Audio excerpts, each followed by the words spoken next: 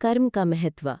अपने धर्म कर्तव्य का पालन करो, फल की चिंता मत करो।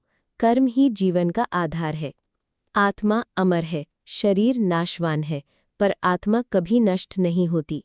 आत्मा न जन्म लेती है न मरती है। समत्व भाव। सुख दुख, लाभ हानि, जय पराजय में समान रहो। भक्ति का महत्व। जो भी कार्य करो उसे भगवान को अर्पण करो। निष्काम भक्ति ही मोक्ष का मार्ग है। ज्ञान योग। आत्मा और परमात्मा को जानो। सच्चा ज्ञानी वही है जो सब में ईश्वर को देखता है। कर्म योग। निष्काम भाव से कर्म करते हुए ही मनुष्य ईश्वर को प्राप्त कर सकता है। ध्यान योग। मन को स्थिर कर ध्यान के द्वारा आत्मा और परमात्मा का मिलन होता है। माया और मोह। ये संसार नश्वर है।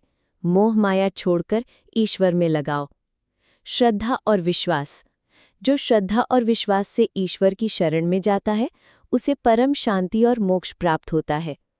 मोक्ष। जन्म मरण के बंधन से मुक्ति ही जीवन का परम लक्ष्य है। जो हुआ अच्छा हुआ। जो हो रहा है अच्छा हो रहा है। जो होगा वो भी अच्छा ही होगा। भूतकाल के लिए मत रो, भविष्य की चिंता मत करो, वर्तमान पर ध्यान दो। कर्म करो, फल की चिंता मत करो। आत्मा न कभी जन्म लेती है न मरती है। जिसका मन अशांत है उसे सुख कैसे मिलेगा। मनुष्य अपने विश्वास से बनता है।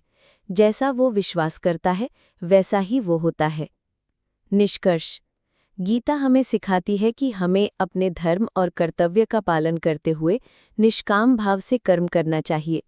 आत्मा अमर है, इसलिए मोह और भय छोड़कर ईश्वर की भक्ति एवं ध्यान में मन लगाना ही जीवन का सर्वोत्तम मार्ग है।